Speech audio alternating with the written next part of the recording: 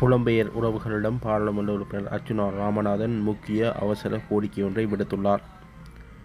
உள்ளூராட்சி சபை தேர்தல் தொடர்பான வழக்கை தாக்கல் செய்வதற்கான சட்டத்தரணிகளுக்கு பணம் வழங்குவதற்கு போதிய நிதி குறைவாக உள்ளதன் காரணமாக இதற்குரிய நிதியை திரட்டும் வகையில் புலம்பெயர் சொந்தங்கள் உதவ வேண்டும் என அர்ச்சுனா ராமநாதன் தனது சமூக வலைதளம் ஊடாக கோரிக்கை விடுத்துள்ளார். பாராளுமன்றத்தில் பிமல் ரத்நாயக்கவுக்கு எதிரான வழக்கு மற்றும் உள்ளூராட்சி சபை தேர்தல் தொடர்பான வழக்குகளை தாக்கல் செய்வதற்கான பணம் போதாமை காரணமாக வழக்கு தாக்கல் செய்வதில் சிக்கல் காணப்படுவதாக தெரிவித்த ராமநாதன் அர்ச்சுனா புலம்பெயர் சொந்தங்கள் இதற்கு உதவ வேண்டும் என கோரிக்கையை விடுத்துள்ளார். இந்த பவானந்தராஜா அவர்கள் 15ஆம் ஆண்டிலே யாழ்ப்பாணம் போதனா வைத்தியசாலையிலே பிரதி பணிப்பாளராக இருந்த பொழுது அவர் ஒரு கடிதம் ஒன்றை யாழ்ப்பாணம் அரசாங்க அதிபருக்கு எழுதியிருந்தார். 2015ஆம் ஆண்டு மே மாதம் 28ஆம் தேதியிட்டு அவர் ஒரு கடிதத்தை அனுப்பியிருந்தார்.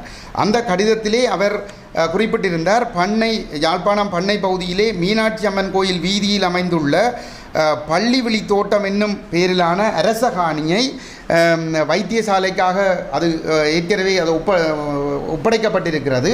ஆனால் அந்த காணி இராணுவத்தினருடைய பயன்பாட்டில் இருக்கின்றது, ஆயுதப்படைகளுடைய பயன்பாட்டில் இருக்கின்றது. அந்த காணியை உடனடியாக விடுவித்து வைத்தியசாலையினுடைய அபிவிருத்திக்கு உதவி செய்ய வேண்டும் என்று சொல்லி அரசாங்க அதிபருக்கு ஒரு கடிதம் ஒன்றை எழுதியிருந்தார். அந்த காணியினுடைய அவசரம் எதுவாக இருந்தது என்று சொல்லி சொன்னால், 15ஆம் ஆண்டிலே வைத்தியசாலையில் முதன்மை பிரச்சனையாக இருப்பது வைத்தியசாலை கழிவகற்றலாகும். இதை தீர்க்கும் வகையில் ஒரு எரியூட்டும் இயந்திரம் ஒன்றை கொள்வனவு செய்வது நடவடிக்கையிலே தாங்கள் ஈடுபட்டிருப்பதாகவும், அந்த இயந்திரத்தை நிறுவுவதற்கு பொருத்தமான இடம் வைத்தியசாலை வளாகத்தில் இல்லாத காரணத்தினாலே குறித்த அந்த எரியூட்டும் இயந்திரத்தை பொருத்துவதற்கு மிக அவசரமாக அந்த காணியை விடுவித்து தர வேண்டும் என்று சொல்லி ஒரு கடிதம் ஒன்றை அனுப்பியிருந்தார். அந்த கடிதத்தினுடைய இலக்கம் THJ/PLI/upgrade/2015 என்பதாகும். அந்த கடிதத்தின் அடிப்படையிலே அப்போதைய அரசாங்க அதிபராக இருந்த வேதநாயகன் ஐயா அவர்கள் ஒரு கடிதம் ஒன்றை எழுதுகின்றார். யாழ்ப்பாண மாவட்ட இராணுவ தளபதிக்கு கடிதம் ஒன்றை எழுதுகிறார். 3ஆம் தேதி 6ஆம் மாதம் 2015ஆம் ஆண்டு தேதியிட்டு ஒரு கடிதத்தை அனுப்புகிறார். அந்த கடிதத்திலே அவர் இந்த விடயத்தை சுட்டிக்காட்டி இந்த காணியை விடுவிக்க வேண்டும் என்று அப்போதைய அரசாங்க அதிபர் அந்த இராணுவ தளபதிக்கு ஒரு கடிதத்தை எழுதியிருந்தார். அதற்கு பிற்பாடு நவம்பர் மாதம் 2015ஆம் ஆண்டு நவம்பர் மாதம் 23ஆம் தேதி மீண்டும் அப்போதைய அரசாங்க அதிபர் வேதநாயகன் அவர்களினால் வடமாகாண ஆளுநருக்கு ஒரு கடிதம் எழுதப்பட்டிருக்கிறது. அது அவர் கடித இலக்கம் JK/ADM/12/GEN என்ற இலக்கத்தோடு அந்த கடிதம் அனுப்பப்பட்டிருக்கிறது. அந்த காணியை விடுவிக்க வேண்டும் என்று சொல்லி. ஆனால் இன்று வரை அந்த காணி விடுவிக்கப்படவில்லை. அன்று பிரதிபலிப்பாளராக இருந்தவர் ஆட்சியாளர்களோடு எதிர்ப்பரசியல் செய்வதில் பிரயோசனமில்லை, நாங்கள் ஆட்சியாளர்களோடு சேர்ந்தால் தான் அபிவிருத்தி செய்ய முடியும் என்று சொல்லி இனத்தை காட்டி கொடுத்து அற்ப சலுகைகளுக்காக NPP அரசாங்கத்தோடு ஒட்டிக்கொண்டு பதவியை பெற்றுக்கொண்டிருக்கிற பவானந்தராஜா இன்று பாராளுமன்ற உறுப்பினராக இருக்கிறார். அதே வேளையிலே இந்த ஆளுநர் இந்த NPP தேசிய மக்கள் சக்தி அரசாங்கத்திலே வடமாகாண ஆளுநராக இருக்கிறார். ஸ்ரீ பவானந்தராஜா பாராளுமன்ற உறுப்பினராக இருக்கிறார். அன்று 15ஆம் ஆண்டிலே பிரதி பணிப்பாளராக இருந்தவர் வைத்தியசாலையிலே. அதே போன்று அன்று அரசாங்க அதிபராக இருந்தவர் இன்று ஆளுநராக இருக்கின்றார். தேசிய மக்கள் சக்தி அரசாங்கத்திலே அனுரகுமார திசாநாயக்காவினால் நியமிக்கப்பட்டிருக்கின்றார். ஆனால் இன்று வரை இவர்கள் பதவிக்கு வந்த பிற்பாடு இன்று கிட்டத்தட்ட 6 மாதங்கள் கடந்திருக்கிறது. இன்று வரை இவர்களால் தங்களுடைய அரசாங்கத்தோடு பேசி இந்த காணியை விடுவித்துக் கொடுக்க முடியவில்லை. இந்த நிலையிலே நாளைய தினம் இந்த இனப்படுகொலையினுடைய சூத்திரதாரி மிக கொடூரமான கொலைகளுக்கு பொறுப்பாளியாக இருக்கக்கூடிய அனுரகுமார திசாநாயக்கா தேசிய மக்கள் சக்தி சார்பிலே அற்ப சலுகைகளுக்காக யாழ்ப்பாண மாவட்டத்தில் இருந்து அந்த கட்சியிலே போட்டியிடுகின்ற வேட்பாளர்களுக்கு ஆதரவாக யாழ்ப்பாணத்திலே கிட்டுப்பூங்காவிலே ஒரு கூட்டம் ஒன்றுக்காக வருகிறார். இவர் வருகிற பொழுது அவர்களுக்கு ஆட்களை சேர்த்து கூட்டி கொடுக்கின்ற வேளையில் இந்த ஸ்ரீ பவானந்தராஜா முன்னாள் பிரதி பணிப்பாளர் உட்பட சகல வேட்பாளர்களும் ஈடுபட்டிருக்கின்றார்கள். இவர்களால் முடியுமா தங்களுடைய ஜனாதிபதியோடு பேசி இந்த இராணுவத்தினரை வெளியேற்றி இந்த காணியை உடனடியாக இந்த மக்களிடம் கையளிப்பதற்கு இந்த தையட்டி விகாரை கிட்டத்தட்ட 150 பரப்பு காணிகள் கடந்த காலத்திலே இராணுவத்தினரால் அபகரிக்கப்பட்டு சட்டவிரோதமான ஒரு விகாரை கட்டப்பட்டிருக்கிறது. இந்த விகாரை கட்டுமானத்தை அகற்றி இந்த காணிகளை உடனடியாக இந்த மக்களிடம் கையளிக்க வேண்டும் என்று அவரிடம் இந்த மேடையிலே வைத்து கேட்பதற்கு இந்த வேட்பாளர்களுக்கு துணிவிருக்கிறதா? துணிவிருந்தால் அவர்கள் உடனடியாக அதை செய்து இந்த காணியை பெற்றுக் கொடுப்பதற்கு அவர்கள் தயாராக இருக்கிறார்களா? பாராளுமன்ற உறுப்பினர் ஸ்ரீ பவானந்த ராஜா யாழ் போதனா வைத்தியசாலையின் பிரதிப்பணிப்பாளராக இருந்தபோது வைத்தியசாலைக்கு தேவையான காணியொன்றை கோருமாறு அரசு அதிபரிடம் கோரிக்கை விடுத்திருந்தார். அதனை தற்போது பவானந்த ராஜா செய்ய வேண்டும் என முன்னாள் பாராளுமன்ற உறுப்பினர் செல்வராஜா கஜேந்திரன் கோரிக்கையை விடுத்துள்ளார். தேசிய மக்கள் சக்தியின் பாராளுமன்ற உறுப்பினர் இளங்குமரனின் ஊடக சந்திப்பு யாழ்ப்பாணத்தில் இன்று இடம்பெற்றது. இன்றைய தினம் ஊடக சந்திப்பை ஏற்பாடு செய்து எமது நாட்டின் ஜனாதிபதி அன்ரோத்து சநாயக்க தோழர் அவர்கள் யாழ்ப்பாணம் வருகை தர இருக்கின்றார். நாளைய தினம் 2 மணிக்கு யாழ்ப்பாணம் கிட்டுப்பூங்காவில் ஒரு மக்களை தெளிவுபடுத்துவதற்காக தேர்தல்கள் சம்பந்தமாக மக்களை தெளிவுபடுத்துவதற்கு நாளைய தினம் வருகின்றார். அதே நேரம் எம்மை பற்றி பலர் விமர்சனங்களை ஏற்படுத்தும் விதமான கருத்துக்களை கூறிக்கொண்டிருக்கிறார்கள். அது தொடர்பாகவும் பூரணமான விளக்கத்தை கூற வேண்டிய தருணம் இருக்கிறது மக்களுக்கு. எதிர்வரும் நாளைய தினம் அன்ரோத்து சநாயக்க எமது யாழ்ப்பாணம் விஜயத்தை செய்து யாழ் மக்களுக்கு நாங்கள் என்னத்தை செய்ய போகின்றோம் எதிர்வரும் காலத்தில் வேலை திட்டத்தில் இந்த பிரதேச சபைகள் நகர சபைகள் எமக்கு தேசிய மக்கள் சக்திக்கு இன்றியமையாத ஒன்று என்று நாங்கள் கூறப்போகின்றோம்.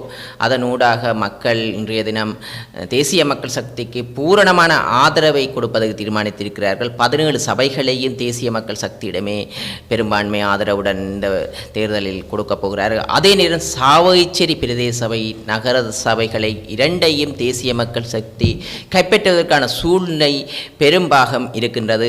அது சாவகச்சேரி நகர சபை சாவகச்சேரி பஸ் ஸ்டாண்டில் நடந்த கூட்டத்தின் ஊடாக எங்களுக்கு தெளிவு ஏற்படுத்தியிருக்கிறது. பெரும்பாலான மக்கள் கலந்து கொண்டிருந்தார்கள். அந்த கலந்து கொண்டதன் நிமித்தம் நமக்கு தெரிகிறது சாவகச்சேரி நகர சபையும் பிரதேச சபையும் தேசிய மக்கள் சக்திக்கு உறுதுணையாக பெரும்பான்மை ஆதரவுடன் இந்த நகர சபையை கைப்பற்றுவோம் என்ற இடத்தில் கூறிக்கொள்கிறோம். அதே நேரம் யாழ் மாநகர சபையும் பெரும்பான்மையாக கைப்பற்றுவோம். 17 சபைகளும் தேசிய மக்கள் சக்தியிடம் இம்முறை ஒரே திசையில் பயணிப்பதற்கு நாங்கள் அனைத்து மக்களும் தீர்மானித்து விட்டார்கள். நாங்கள் மக்களுடன் கலந்தாசிக்கும் தெரிகிறது. அதனால் ஏனைய கட்சிகள் கலக்கமடைந்திருக்கின்றன, பயமடைந்திருக்கின்றன. நான் பாராளுமன்ற தேர்தலுக்கு முன்கூட்டியே நான் நினைத்திருந்தேன் எமது வெற்றி பெரும்பான்மையாக பாராளுமன்றத்தை தேசிய மக்கள் சக்தி கைப்பற்றும், அதன் நிமித்தமாக தமிழ் கட்சிகள் எல்லோரும் ஒன்று சேர்வார்கள் என்று நினைத்திருந்தேன். ஆனால் அந்த ஒன்று சேரவில்லை. அவர்கள் சுயநோக்கத்துக்காகத்தான் ஒன்று சேர்ந்திருக்கிறார்கள். தேசிய மக்கள் சக்தியை தோற்கடிப்பதற்கு இன்று வேறு கட்சிகளில் போட்டியிட்டாலும் அவர்கள் தாங்கள் வெல்கிறோமோ இல்லையோ தேசிய மக்கள் சக்தியை வெற்றியை எப்படியாவது தடுத்து நிறுத்துவதற்கு போலி பிரச்சாரம் செய்கிறார்கள். அந்த போலி பிரச்சாரம் செய்வர்களை பார்க்கும்போது எனக்கு கவலையாக இருக்கிறது. விடுதலை புலிகள் காலத்தில் அவர்கள் எங்கே இருந்தார்கள்? விடுதலை புலிகளுக்கு பயந்து எங்கே இருந்தார்கள்? நாங்கள் ஒன்றை கூற வேண்டும். இலங்கை தமிழரசு கட்சி கூட்டமைப்பு எப்போது உருவாகியது என்று 2001ஆம் ஆண்டு விடுதலை புலிகள் எல்லா மாற்று அரசியல் கட்சிகளையும் ஒன்றிணைப்பதற்கான ஒரு செயற்பாட்டை செய்திருந்தார்கள். அன்றைய தினம் அழைப்பானை விடுத்ததன் நிமித்தமாக அவர்கள் அன்றைய கால சூழ்நிலை அன்று விடுதலை புலிகளை பகைப்பதற்கு யாருக்கும் அந்த நேரம் தத்துணிவில்லை. அதன் காரணமாக அன்றைய தினம் ஒன்றுபட்டிருந்தார்கள். அது பேரளவில் தான் ஒன்றுபட்டிருந்தார்கள். தமிழ் தேசிய கூட்டமைப்பு என்று பதிவு செய்யப்படவில்லை இன்று வரை. ஏன் தமிழ் தேசிய கூட்டமைப்பு என்று இன்று வரை பதிவு செய்யப்படவில்லை? ஏனென்றால் அவர்களது பழைய கட்சிகள் இல்லாமல் போய்விடுமோ? அதில் ஒரே ஒரு ஆள் தான் அந்த கூட்டமைப்பில் இணையவில்லை, ஆனந்த சங்கரி. அவர் எதிரியாகவே இருந்து விட்டார்கள். ஆனால் இவர்கள் எல்லோரும் இணைந்தவர்கள் தமிழர்களுக்கு துரோகம் இழைத்திருக்கிறார்கள். துரோகிகள் பட்டியலில் இவர்கள் தான் சேர்க்கப்பட வேண்டும். எதிரி வேற, துரோகி வேற. அந்த நிமித்தம் தமிழ் தேசிய கூட்டமைப்பு இன்று வரைக்கும் பேரளவில் தான் இயங்கிக் கொண்டிருக்கிறதை ஒழிய அது அகில இலங்கை தமிழ் தேசிய கூட்டமைப்பு பேரளவில் இயங்குகிறது. எதிர்வரும் காலத்தில் நாங்கள் ஒன்றை கூறுவோம். இந்த பிரதேச சபைகளை கைப்பற்றுகின்ற பட்சத்தில் அவர்களது இருப்பென்பது இல்லாமல் போவதற்கு காரணம் இருக்கிறது. நாங்கள் மக்கள் நேயம் சிந்திக்கும் போது, மக்களுடன் ஒன்றுபடும் போது கண்டிப்பாக மக்கள் எமக்கு ஆதரவு தருவர். எமது அமைப்பானது தேசிய மக்கள் சக்தியானது தமிழ் கட்சியும் இல்லை, சிங்கள கட்சியும் இல்லை, முஸ்லீம் கட்சியும் இல்லை, மனிதநேயம் கொண்ட அமைப்பாக செயற்படும் என்று இந்த இடத்தில் மக்களுக்கு கூறிக்கொள்கிறேன். நேற்று நடந்த ஊடக சந்திப்பில் முன்னாள் சுரேஷ் பிரேமச்சந்திரன் ஒரு கருத்து சொல்லியிருந்த தேசிய மக்கள் சக்தி வந்த ஆட்சி கூட பிறகு அரசியல் கைதிகளோ காணிப்பிடிகளோ ஒன்றும் செய்ய இல்லை, ஆனால் பாதையை துறந்து என்ன செய்கிறாங்கன்னு சொல்லிடும். போன அரசாங்கம் செய்த தான் தேசிய மக்கள் சக்தி செய்கிறாங்க ஒரு குற்றச்சாட்டு சொல்லியிருந்தார். இது தொடர்பில் உங்கள் நிலைப்பாடு? நாங்கள் போனி அரசாங்கம் செய்கிறதை செய்யவில்லை, நாங்கள் மனிதநேயம் கொண்டு சிறந்த முறையில் செய்கின்றோம். அவர்கள் முன்னைய காலத்தில் என்ன செய்தார்கள்? சுரேஷ் பிரேமச்சந்திரன் என்பவர் யாழ்ப்பாணத்தில் அன்று ஊடகவியலாளர்களை கூட அடக்குமுறை ரீதியாக அடக்கியவர் தான் அவர்களது கட்சி. நாங்கள் ஒன்றை கூறுகிறோம், இந்த யாழ் நகரில் பழைய ஆக்களிடம் கேட்டால் தெரியும், மண்டியன் குரு என்றால் ஜேர் என்று தேடி அறிந்து கொள்ளுங்கள். நான் அவர்களுக்கு கூறுகிறோம், மக்களை திரும்பவும் ஏமாற்ற முடியாது. இன்று எம்மை பார்த்து பயப்படுகின்றனர் இவர்கள் எல்லோரும். இவர்களுக்கு ஒன்றை கூறுகிறோம், உங்களது பழைய வரலாறுகளை மனதில் நினைத்து பாருங்கள். எவ்வாறு தமிழ் மக்களுக்கு எதிராக செய்யப்பட்டீர்கள் என்று, தமிழ் மக்களை கொலை செய்வதற்காக எவ்வாறு முன்னைய காலத்தில் நீங்களே செயற்பட்டீர்கள் என்று சிந்தித்து பாருங்கள். அதனூடாக உங்களுக்கு தெரியும், இன்று இந்த போலி தேசியம் கதைத்து கொண்டு இவ்வாறு மக்களை ஏமாற்ற முடியாது. இது பழைய மக்கள் இல்லை, புதிய யுகம் படைத்த மக்கள். அவர்கள் எதிர்வருங்காலத்தில் உங்களுக்கு சிறந்த பாடத்தை கொடுப்பார்கள் என்று இந்த இடத்தில் கூறிக்கொள்கிறோம். அண்மையில் நடைபெற்ற ஊடக சந்திப்பில் எம்.ஏ. சுமந்திரன் சொல்லியிருந்தார், டக்ளஸ் தேவானந்தா போன்றவர்களும் கைது செய்யப்படுவார்கள் என்று ஒரு கருத்தை சொல்லியிருந்தார். இது தொடர்பில் எப்படி பார்க்குறேன் இல்லை இருக்குது? டக்ளஸ் தேவானந்தா தொடர்பில் கைது செய்யப்படுவார்கள் என்று கூறியிருந்தார். அவர் இன்று குற்றம் செய்தவர்களுக்கு நமது அரசாங்கத்தில் உண்மையாக நீதித்துறை சார்ந்து சுயமாக இயங்குகிறது என்று அவருக்கு தெரிந்திருக்குமோ தெரியவில்லை. அதனூடாக டக்ளஸ் தேவானந்தா குற்றங்களை இழைத்திருப்பார்கள், ஆனால் கைது செய்யப்படுவார்கள். டக்ளஸ் தேவானந்தா மட்டுமில்லை, ஜேர் குற்றம் செய்தாலும் தண்டனை உறுதி. ஆனால் டக்ளஸ் தேவானந்தா தொடர்பாக கருத்துக்கள் இருக்கின்றன. காணி தொடர்பாக எம்மிடம் வந்து கூறுகிறார்கள், அந்த காணியை மீட்டு தாருங்கள்.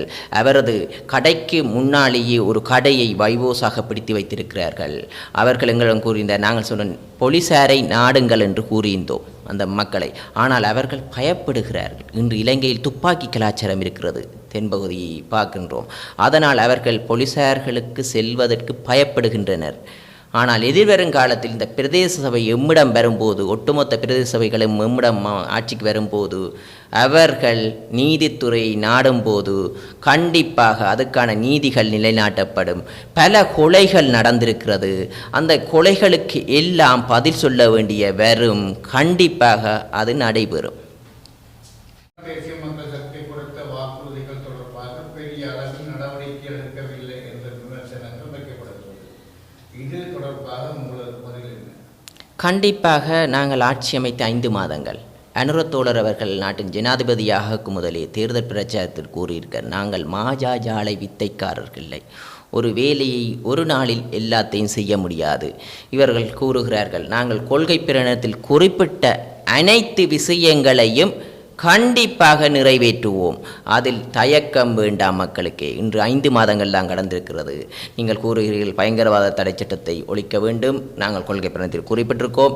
இன விரிசலை குழப்பும் விதமான குடியேற்ற திட்டத்தை நாங்கள் மேற்கொள்ளப் போவதில் அதுகளெல்லாம் சட்டமாக எதிர்வருங்காலத்தில் வலம் பெறும். நாங்கள் கொள்கை பிரகடனத்தில் கூறிய அனைத்து விடயங்களையும் கண்டிப்பாக நடைமுறைப்படுத்துவோம். ஏனென்றால் முன்னைய ஆட்சியாளர்கள் வெளியிட்ட கொள்கை பிரகடனத்தில் அதுகள் நிறைவேற்றப்படுவது இன்று அது நடைமுறைக்கு சாத்தியமாகிறது. எமது காரணம் என்னவென்றால், நாங்கள் பாராளுமன்றத்தை கைப்பற்றியவுடன் குறுகிய கால பட்ஜெட்டை ஒதுக்கியிருந்த நாங்கள் அதன் பிறகு நீண்ட காலத்துக்கான 1 வருடத்துக்கான பட்ஜெட்டை செய்திருந்தோம். அந்த கால எல்லை இப்போது பட்ஜெட் செய்து பாஸ் பண்ணப்பட்ட பிறகு எமது வேலைகள் இப்போது நடைபெற்ற வண்ணமே இருக்கிறது. மக்கள் இன்று பார்த்து கொண்டிருக்கிறார்கள். இந்த பிரதேச சபை தேர்தலுக்கு பிறகு அதி சீக்கிரமாக பல வேலைகள் நடைபெறும். கண்டிப்பாக பல உண்மைகள் மக்களுக்கு வெளிப்படும். இந்த நீதித்துறைகளை சுயமாக இயங்க விடுவோம் எமது அரசாங்கம். பிரதமர் யாழ்ப்பாணத்துக்கு வந்தபோது மக்களின் கலாச்சார விடயங்கள் முன்படுத்த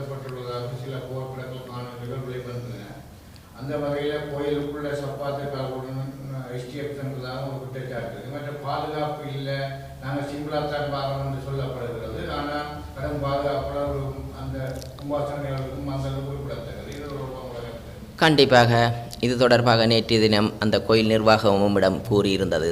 நாங்கள் அவர்கள் அதை தெரிவிக்கின்றார்கள் என்று சொன்னார்கள் எழுத்து மூலமாக. பிரதமர்களுக்கு ஜனாதிபதிக்கு ஒரு சட்ட நடைமுறை ஒன்று இருக்கிறது. அந்தந்த பிரதேசத்தில் இருக்கும் இராணுவத்திலும் போலீசார்களும் பாதுகாப்பு வழங்குவது அவர்களது கடமை. அதன் நிமித்தமாக பிரதமர் அந்த ஆலயத்திற்கு வரப்போகிறார்கள் என்று தெரிந்த நிமித்தமாக அந்த பிரதேச போலீசார்களும் இராணுவத்திலும் வந்திருந்தார்கள். உடனடியாக அந்த ஒரு உள்ளே நுழையும் போது செக் பண்ணி அனுப்புகிற நடைமுறை நடைபெற்றது. ஆனால் அந்த கோயில் நிர்வாகம் எம்முடன் தொடர்பு கொண்டு இவ்வாறு நடவடிக்கை நடைபெறுகிறது என்று சொன்னதன் நிமித்தமாக நாங்கள் அந்த நடவடிக்கையை உடனடியாக பிரதமர் செயலகத்துக்கு அறிவித்து பிரதமர் செயலகத்துக்கு ஊடாக அந்த நடவடிக்கையை உடனடியாக நிறுத்தியிருந்தோம். அது ஆலயத்துக்கும் தெரியும், அங்கு வந்த மக்களுக்கும் தெரியும். அதனால் இவ்வாறு போலி பிரச்சாரங்களை செய்கின்றனர். அரசியல் ரீதியாக எம்மை தாக்க முடியாதவர்கள் இவ்வாறான கோயிலுக்கு சப்பாத்துக்காருடன் நுழைந்தார்கள் என்று பொய்யான தகவல்களை பரப்புகிறார்கள். கோயில் வாசலில் தான் நின்றார்கள். எதிர்வருங்காலத்தில் எமது பிழைகளை திருத்திக் கொண்டு எதிர்வருங்காலத்தில் இராணுவத்தினரும் வேட்டியுடனும் வருவதற்கான நடவடிக்கையை எமது அரசாங்கத்தால் எடுப்போம் என்று இந்த இடத்தில் கூறிக்கொள்கிறோம். ஏனென்றால் அந்த நடவடிக்கை கோயில் ஆலயத்திற்குள் உள் சப்பாத்துடன் நுழையவில்லை, வெளியில் தான் நின்றிருந்தார்கள். எதிர்வருங்காலத்தில் நாங்கள் அந்த நடைமுறையை மாற்றுவதற்கு தீர்மானித்துள்ளோம்.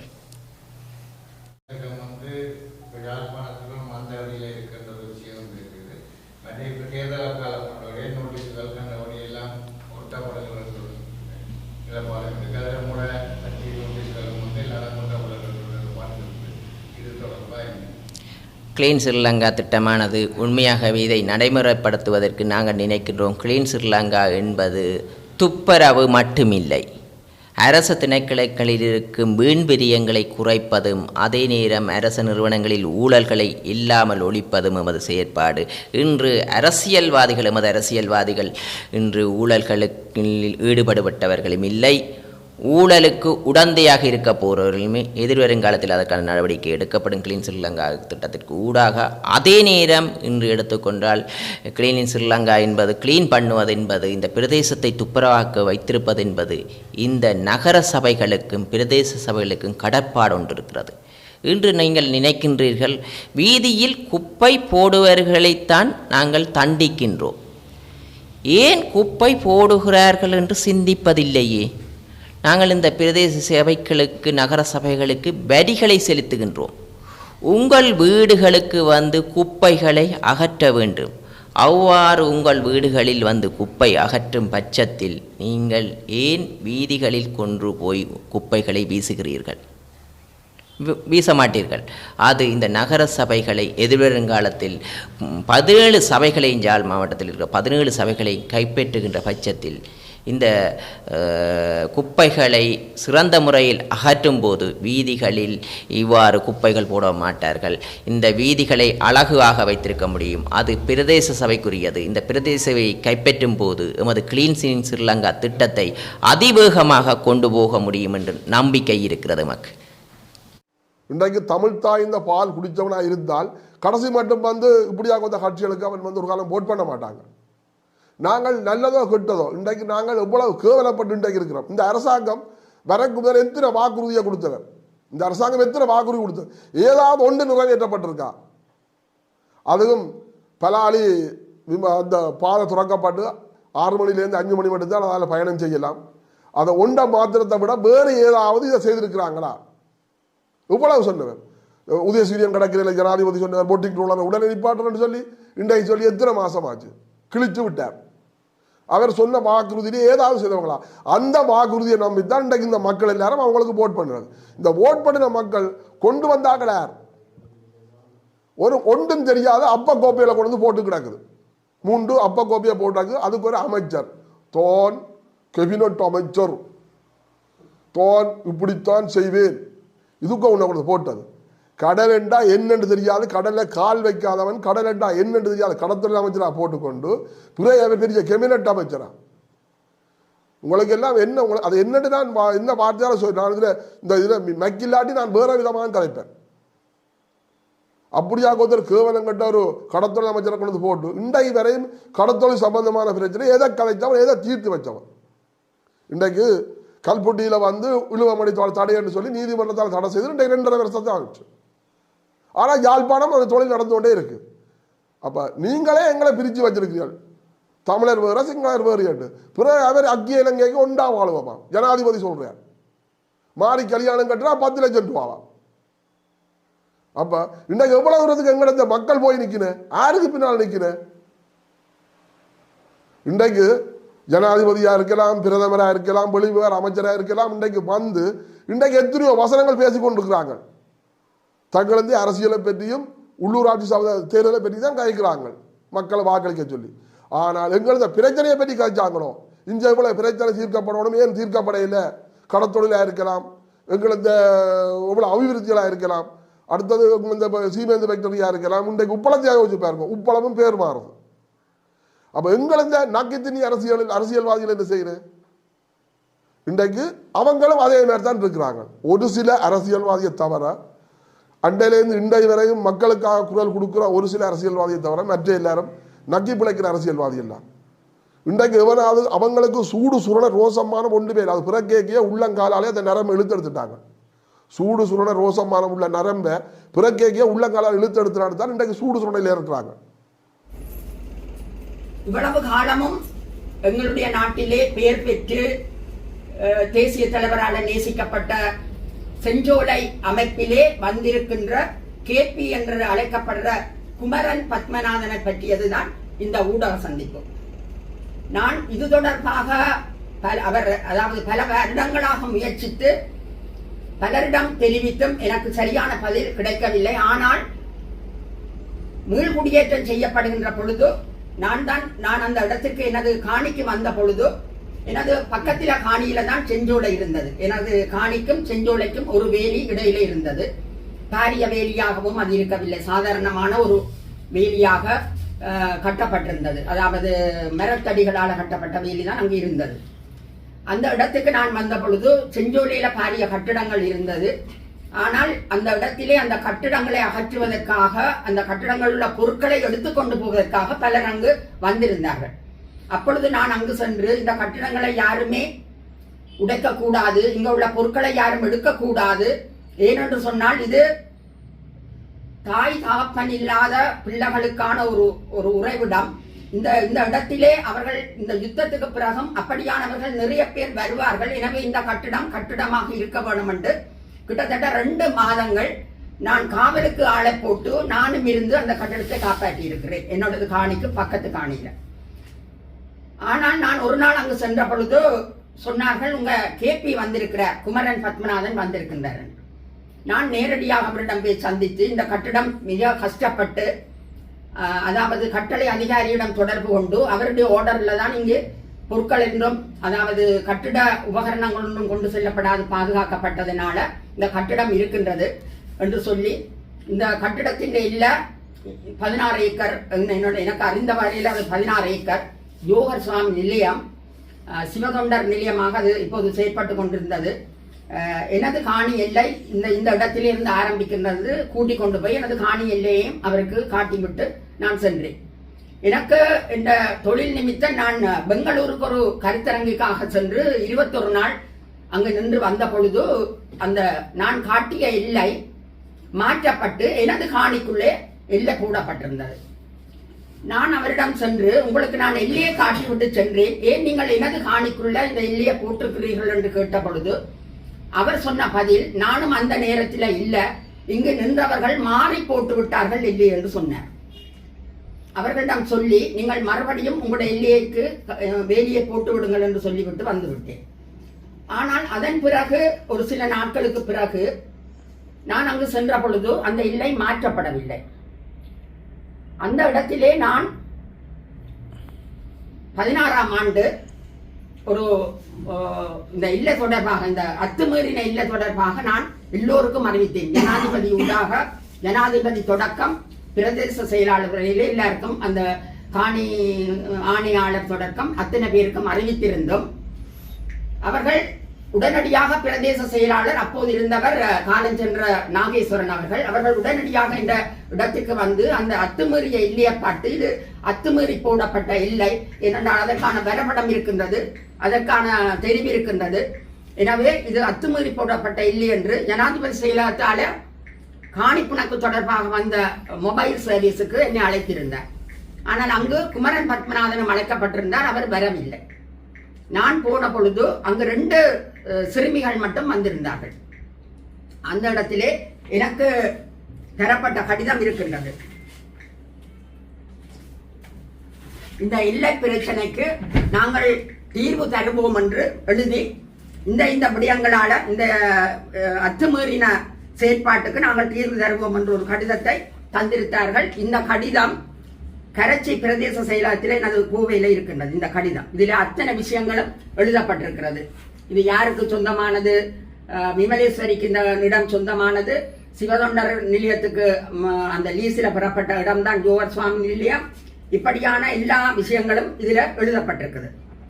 ஆனால் அதன் பிற்பாடு அந்த நடவடிக்கையை நான் செய்ததால அந்த காலேக்கர், அதாவது எனது இடம் வந்து எல்லா இடங்களும் அளக்கப்பட்டு இறுதியில் எனது இடம் அளக்கப்பட்டபடியினால் முகப்பு பக்கம் மிக ஒடுக்கமானது.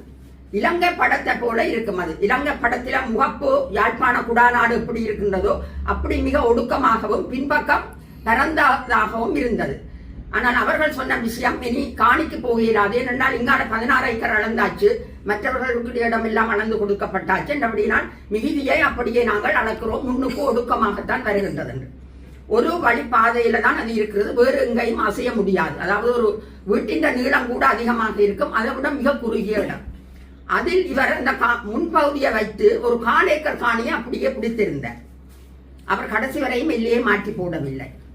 அதன் பிறகு நான் வேறு ஒரு விடயத்துக்காக எனது அதாவது எனது நிறுவனத்தினூடாக வேறு ஒரு சிங்கப்பூருக்கு சென்றிருந்த நேரம் அந்த இடத்திலே 10 மலசல கூடங்களை அவர் கட்டியிருக்கிறார். நான் கதவை திறந்து போனால் மொழிவியலத்துக்கு இருக்கிறது அந்த மலசல கூடங்கள்.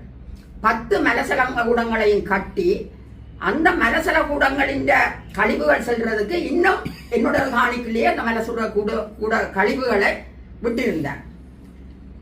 எதுவுமே செய்ய முடியாது. ஏனென்றால் அவர் மஹிந்த ராஜபக்ஷவின் செல்ல பிள்ளை, அது எனக்கு நன்றாக தெரியும். இந்த ஆயுத கொள்வனவில தாய்லாந்தில இருந்த இந்த குமரன் பத்மநாதன் எதற்காக செஞ்சோலைக்கு கொண்டு வரப்பட்டார் மஹிந்த ராஜபக்ஷால. செஞ்சோலைக்கும் இந்த குமரன் பத்மநாதனுக்கும் என்ன தொடர்பு? எதற்காக மஹிந்த ராஜபக்ஷ செஞ்சோலையில இவரை கொண்டு வந்து போட்டு இவருக்கான ஒரு ஹவுஸ் அரெஸ்ட், அதாவது வீட்டு காவலில இவர்களுக்கு 7-8 பேரை போட்டு இவரை காவலிலே வச்சிருக்கிறார்கள். இதற்காக இவரும் அதற்கு உடன்பட்டிருக்கிறார். யாரும் எதுவும் அவரை பற்றி கதைக்க முடியாது. அந்த இடத்திலே எந்த ஒரு நபரும் உள்ளட்டு என்ன நடக்குது என்று பார்க்க முடியாது. ஒரு சொல்ல போனால் ஒரு என்ன பொறுத்தளவில் அது ஒரு கைலாசத்தில நித்யானந்தா இருந்த மாதிரியான ஒரு நிலைமையில தான் அந்த செஞ்சோலை இன்றைக்கு இருக்கின்றது. பல தரம் நான் முயற்சித்தும் சரி ஒரு தீர்வு கிடைக்கும் என்று எழுதி தந்திருக்கிறார்கள். எல்லைக்கு ஒரு தீர்வு நாங்கள் தருவோம் என்று எழுதி தந்திருக்கிறபடியால் தீர்வு கிடைக்கும் மட்டும் நான் பொறுமையாக இருந்தேன். ஆனால் நாங்கள் போகின்ற நேரம் நான் அங்க அந்த இடத்திலே இருக்க முடியாத நிலை, வீடு எல்லாம் இடிபட்டு போயிட்டது, கிணறு அடிபட்டு போய்விட்டது, பல அனர்த்தங்கள் அங்க நடந்திருந்தது. எனவே அங்க உடனடியாக தங்கி நிற்க முடியாதால கொஞ்சம் கொஞ்சம் வீட்டை திருத்தி தங்கி நிற்பதற்கான ஏற்பாடுகளை நான் செய்து, நான் போற நேரங்கள்ல அதாவது கிழமையில 2 நாள் 3 நாள் போனாலும் வேலை நிமித்தம் நான் வவுனியாவில இருந்து கிழமையில 2-3 நாள் வேலையாக்களை கூட்டிக் கொண்டு போனாலும் நான் போகாமல் எந்த ஒரு வேலையாக்களையும் அங்க அனுமதிக்கிறேன் இல்லை நான். ஏனென்று சொன்னால் சில நேரம் இவர்கள் திட்டமிட்டு பக்கத்துல பெண்கள் செஞ்சோலை இருக்குது, இவர்கள் அப்படி செய்கிறார்கள் இப்படி செய்கிறார்கள் என்று குற்றத்தை போட்டு இவர்களை எங்களை வெளியேற்றி விடுவார்கள் என்றதால நான் அந்த இடத்துல போய் நின்றுதான் அந்த அலுவல்களை மேற்கொள்ளுவேன். உங்களுக்கு ஆதாரத்தோட நிரூபிக்கையிலும் அந்த செஞ்சோலையில இருந்து எங்களோட காணிக்குள்ள வீசப்பட்ட பொருட்கள் நான் நினைக்கின்றேன் 2 டசினுக்கு 16ஆம் ஆண்டிலிருந்து இன்று வரையும் ஒரு 3-4 டசினுக்கு மேற்பட்ட 30-40 டசினுக்கு மேற்பட்ட கைப்பிடி சில்வர் கோப்பைகள், 20-30க்கு மேற்பட்ட சாப்பாட்டு கோப்பைகள், புத்தம் புதிசு கொம்பாசுகள், ஒரு நாளும் போடப்படாத எத்தனையோ அழகான சுடிதார் 3000-4000 பெறுமதியான சுடிதார் உடுப்புகள், சால்வைகள், பெட்ஷீட். கடந்த 2 மாதத்தில் நான் 10 பெட்ஷீட் என்ற காணியில் எடுத்தேன். அத்தனையும் புதிய பெட்ஷீட்டுகள், சுருட்டு இங்கால் எறிந்திருந்தார்கள். அந்த பெட்ஷீட் எல்லாம் போட்டு லோன்றியில கொடுத்து எடுத்து வச்சிருக்கிறேன். அவ்வளவும் மிக விலையான பெட்ஷீட்டுகள். மெத்த கூட நேற்று வரையும் மெத்த கூட எங்களோட காணிக்குள்ள போடப்பட்டிருக்கு. ஒரு கட்டிலுக்கான ஒரு மெத்த வாங்குறதுக்கே எவ்வளவு விலை.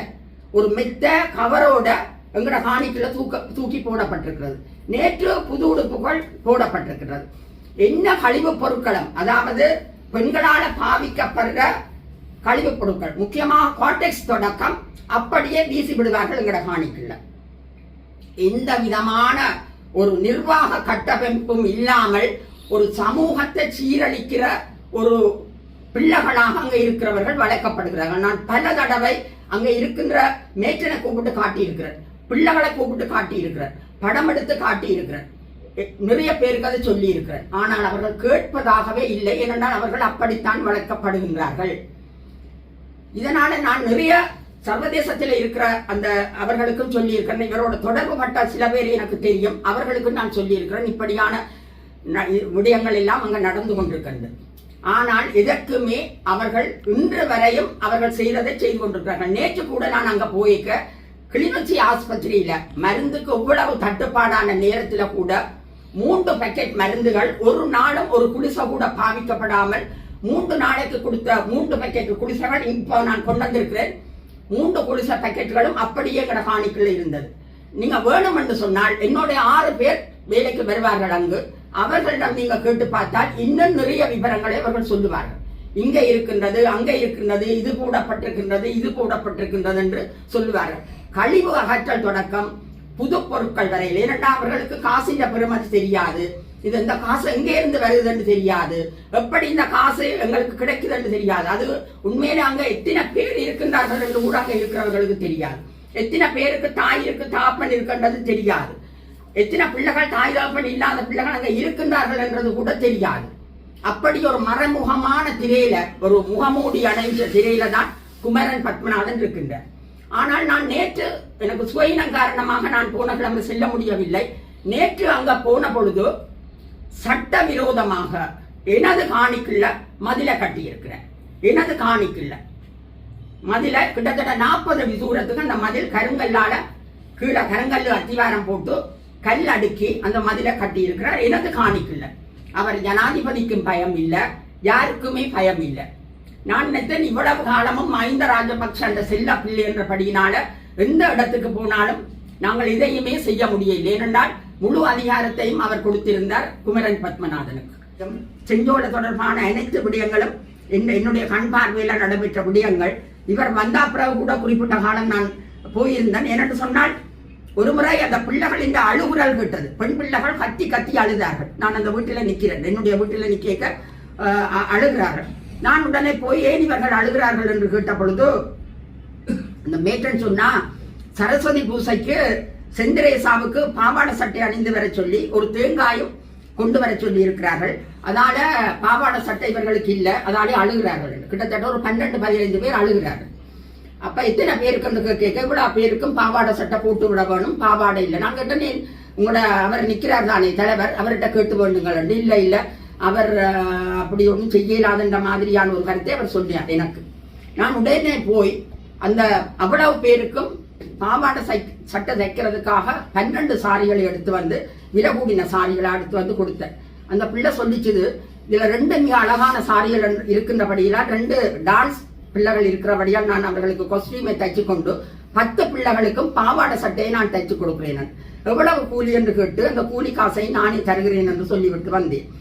அப்படி நாங்கள் அணுகணுவாக வளர்த்த அந்த செஞ்சோலை இன்றைக்கு அது எவ்வளவு சீரழிவை நோக்கி போய்கொண்டிருக்கின்றது என்றது சர்வதேசத்துக்கு தெரியும். அங்க இருக்கின்றவர்களும் குமரன் பத்மநாதனுக்கு செஞ்சோலையில அவர் தேசியவாதி, தேசியத்தை நேசிச்சவர் என்றெல்லாம் நினைத்து அவர்களும் அவருக்கு அள்ளித்தான் கொடுத்து கொண்டிருக்கின்றார்கள். எனவே இந்த விடயத்திலே செஞ்சோலை இருக்க வேண்டும். ஏனென்றால் அது தலைவரால் நேசிக்கப்பட்ட ஒரு இடம். ஆனால் இந்த சீர்கேடுகள் அங்கே இருக்கக்கூடாது. எனவே உடனடியாக இந்த ஊடக சந்திப்பின் மூலம் நான் இந்த விஷயத்தை தெரிவிக்க வந்திருக்கின்றேன். ஒரு உடனடியாக இந்த மதிலை அகற்றப்படாவிட்டால் நான் இந்த உயிரை கொடுத்திருந்தாலும் அந்த மதிலை நான் அகற்றியே தீருவேன். அதுதான் உறுதி. ஈழத்தமிழர்கள் சுதந்திரமாகவும் கௌரவமாகவும் இந்த மண்ணிலே வாழ வேண்டும் என்பதற்காக உருவாகிய ஆயுத போராட்ட அமைப்புகளுள் இருவேறான அமைப்புகளை எங்களுடைய செயலாளர் நாயகமும் புலிகளின் தலைமையும் வழிநடத்தி இருந்தார்கள். உங்களுக்கு தெரியும், இந்த உடலுடைய இயக்கத்திற்கு பங்களிக்கின்ற கைகளிலே 5 விரல்கள் இருக்கின்றன. இந்த 5 விரல்களுடைய செயற்பாடுகளும் செயற்திறன்களும் வித்தியாசமானவையாக இருக்கின்றன.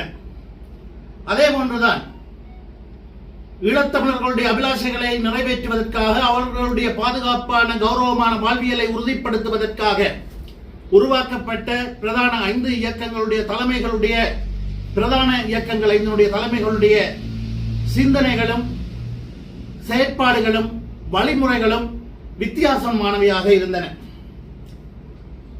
அந்த அடிப்படையில் எங்களுடைய செயலாளர் நாயகம் தோழர் டக்ளஸ் தேவானந்தா அவர்களுடைய சிந்தனை செயற்பாடுகளுக்கும், அதே போன்று புலிகளின் தலைமையினுடைய சிந்தனை செயற்பாடுகளுக்கும் வித்தியாசங்கள் காணப்பட்டன. அதே போன்று இருவருக்கும் இடையிலே பொதுவான குணாம்சங்களும் இருந்தன. இருவருமே தங்களுடைய நிலைப்பாட்டில் உறுதியாக இருந்து அந்த நிலைப்பாடு நோக்கி உழைத்தார்கள், கடுமையாக உழைத்தார்கள். தங்களுடைய நிலைப்பாட்டுக்கு எதிராக அல்லது தங்களை மிரட்டி பணிய வைக்க எவராவது முனைவார்களாக இருந்தால் அதற்கு எதிராக துணிச்சலுடன் முகம் கொடுத்தார்கள். எவருக்கும் மடிந்து கொடுக்காத பிடிவாதம் கொண்டவர்களாக இருவரும் இருந்தார்கள். இந்த இருவருக்கும் இடையிலான அந்த பொதுவான குணாம்சம் தான் இருவருக்கும் இடையிலான முரண்பாடுகள் வலுவடைய காரணமாகவும் அமைந்திருந்தது என்று கருதுகின்றேன். புலிகளின் தலைமையினுடைய சிந்தனையை பொறுத்தவரையில் எத்தகைய இழப்புகள் ஏற்பட்டாலும் தங்களுடைய இலக்கை அடைய வேண்டும் என்பதிலே உறுதியாக இருந்தார்கள். தங்களுடைய இலக்கை அடைவதற்காக எத்தகைய இழப்புகளையாலும் கொடுத்து இலக்கை அடைய வேண்டும் என்பதுதான் அவருடைய சித்தாந்தமாக இருந்தது. ஆனால் ஈழமக்கள் ஜனநாயக கட்சியினுடைய செயலாளர் நாயகம் தோழர் டக்ளஸ் தேவானந்தா அவர்களுடைய சிந்தனை வித்தியாசமானதாக இருந்தது. வீரம் மட்டும் போதாது, விவேகமும் இருக்க வேண்டும் என்ற அவருடைய உறுதியான நம்பிக்கைக்கு ஏற்ப சர்வதேச பூகோள அரசியல்களை புரிந்து கொண்டு இருப்பதை பாதுகாத்துக் கொண்டு கிடைக்கின்ற சந்தர்ப்பங்களை பயன்படுத்திக் கொண்டு சந்தர்ப்பங்களை உருவாக்கி எங்களுடைய மக்களுடைய வாழ்வியலை பலப்படுத்திக் கொண்டு எங்களுடைய இலக்கு நோக்கி முன்னோக்கி நகர வேண்டும் என்ற சிந்தனையை அவர் கொண்டிருந்தார். அதன் அடிப்படையிலே தன்னுடைய வேலை திட்டங்களையும் முன்னெடுத்திருந்தார். இங்கேதான் 2 தலைமைகளுக்கும் இடையே முரண்பாடு ஏற்படுகிறது. புலிகளின் தலைமையை பொறுத்தவரையில் தன்னுடைய இலக்கு நோக்கிய பயணத்திலே குறுக்கே எதிர்ப்படுபவர்கள் அல்லது அதற்கு எதிரான விமர்சனங்களை கொண்டவர்கள் யாராக இருந்தாலும் அழிக்கப்பட வேண்டியவர்கள் என்ற சித்தாந்தத்தின் அடிப்படையிலே எங்களுடைய செயலாளர் நாயகத்தினை கொலை செய்வதற்கு பல்வேறு முயற்சிகள் மேற்கொள்ளப்பட்டன. இருப்பினும் எங்களுடைய செயலாளர் நாயகத்தினுடைய தத்துணிவினாலும் அவரை சூழ இருந்த தோழர்களுடைய அர்ப்பணிப்புகளாலும் அனைத்து முயற்சிகளும் முறியடிக்கப்பட்டன. இவ்வாறு கால ஓட்டத்திலே இருவருக்கும் இடையிலான முரண்பாடுகள் திரட்சி அடைந்து அது தொடர்ச்சியாக வீரியமடைந்து கொண்டே சென்றது. அதுதான் உண்மை. இன்றும் கூட 2009க்கு முன்பு இருந்த சூழலிலே அல்லது 2000 முன்னர் இருந்தது போன்று புலிகளுடைய தலைமையுடைய செயற்பாடுகள் இருந்திருக்குமாக இருந்தால் அவர்களுக்கும் எங்களுடைய செயலாளர் நாயகத்திற்கும் இடையிலான முரண்பாடுகள் தொடர்ந்து கொண்டுதான் இருந்திருக்கும், தீர்க்க முடியாததான் இருந்திருக்கும். இங்கே மக்கள் புரிந்து கொள்ள வேண்டிய விடயம் என்னவென்று சொன்னால், ஈழத்தமிழர்களுடைய கௌரவமான எதிர்காலத்திற்காக, சுதந்திரமான வாழ்விற்காக பொங்கி எழுந்த இரண்டு தலைவர்களுடைய முரண்பாடான சிந்தனைகள், முரண்பாடான செயல்களின் வெளிப்பாடுதான் எங்களுடைய செயலாளர் நாயகத்திற்கும் புலிகளுடைய தலைமைக்குமான முரண்பாடே தவிர வேறு எந்த விதமான முரண்பாடுகளும் கிடையாது. சிந்தனை முரண்பாடு, செயல் வடிவத்திலே இருக்கக்கூடிய முரண்பாடு. ஆனால் 2009ஆம் ஆண்டுக்கு பிற்பட்ட காலத்திலே எங்களுடைய செயலாளர் நாயகத்தினால் புலிகளின் தலைமைக்கு எதிராக அடிக்கடி விமர்சனங்கள் முன்வைக்கப்படுகின்றது. அவர் தொடர்ச்சியாக புலிகளின் தலைமையை விமர்சிக்கின்றார் என்ற ஒரு குற்றச்சாட்டு முன்வைக்கப்படுகிறது. யாரால் முன்வைக்கப்படுகிறது என்று சொன்னால், புலிகளுடைய தியாகங்களையும் அவர்களுடைய செயற்பாடுகளையும் தங்களுடைய போலி அரசியலுக்கு பயன்படுத்துகின்றவர்களும், தவறான பிரச்சாரங்களுக்கு எடுபட்டு போனவர்களும் இவ்வாறான விமர்சனங்களை முன்வைத்துக் கொண்டிருக்கின்றார்கள். யாழ்ப்பாணம் வடமராட்சி ஊடக இல்லத்தில் இன்று இடம்பெற்ற ஊடக சந்திப்பில் வர்ணகுலசிங்கம் ஊடகங்களுக்கு கருத்து தெரிவித்தார். அதேபோல யாழ் ஊடகமயத்தில் இன்று இடம்பெற்ற ஊடக சந்திப்பில் ஸ்ரீகாந்த ரூபன் விமலேஸ்வரி மற்றும் ஈழமக்கள் ஜனநாயக கட்சியின் ஊடக செயலாளர் பன்னீர்செல்வம் ஸ்ரீகாந்த் ஆகியோர் ஊடகங்களுக்கு கருத்து தெரிவித்தனர்.